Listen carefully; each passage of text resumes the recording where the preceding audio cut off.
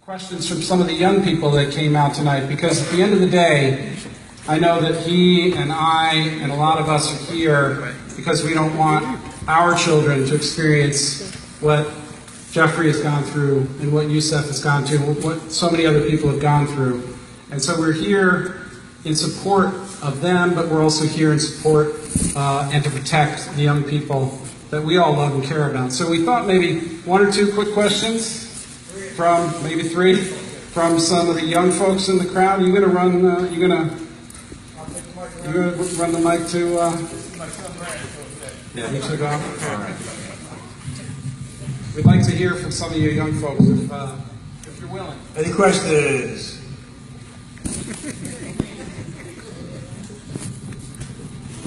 I mean, think about what you just heard. And, hey, there we go. All right. Good evening, everybody. Well, I just have a comment.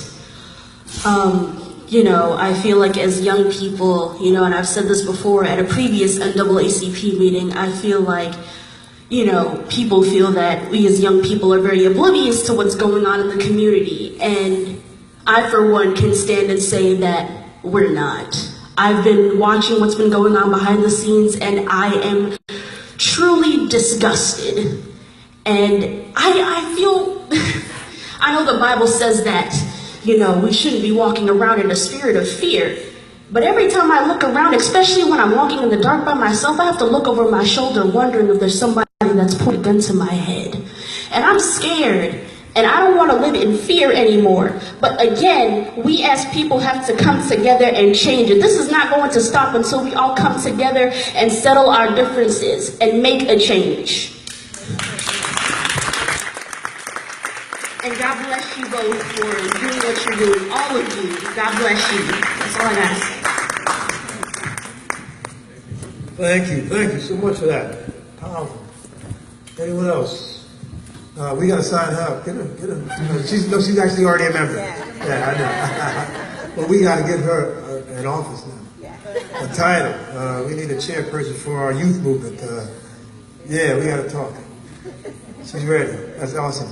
Any other questions? You're not a youth, man. We're going to let you end up on Come on, real quick. Yes, I'd just like to say, I remember your case when it first happened. And I met your mother way back in the day, in the early 90s, because there was groups like the December 12 movement, the late Amambe Braff, who passed away, who was a Pan-Africanist, used to have the forums over at 127th Street, and many other activists, I was affected by it myself, by when Dhoruba, I know you know Dhoruba when he came home.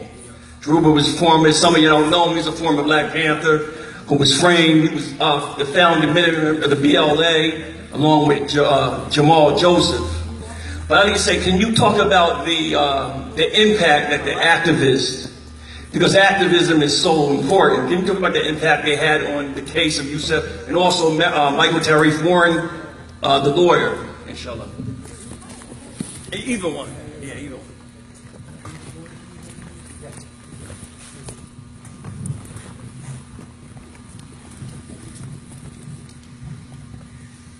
A lot of the people who were activists at that time, and there were many, including the ones you mentioned, and we must not forget Wilbur Tatum from the Amsterdam News, and there were so many others, the Daily Challenge, so many others who stepped forward to try to put out a message for justice on our behalf.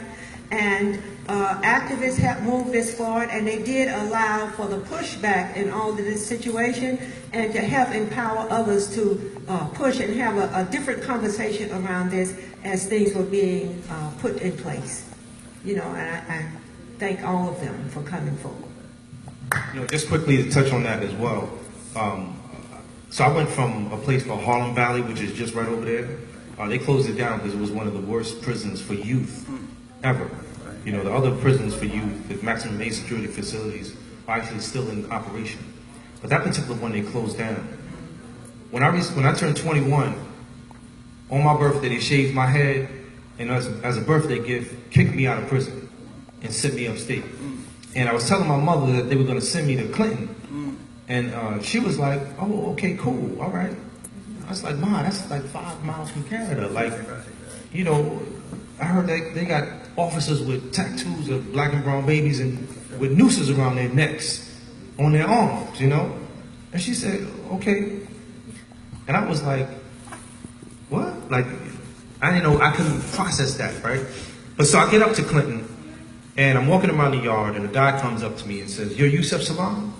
And I said, yeah, and I kind of, you know, poked my chest out a little bit, because I was like, I wasn't trying to look soft, but I was shaking like a leaf, you know?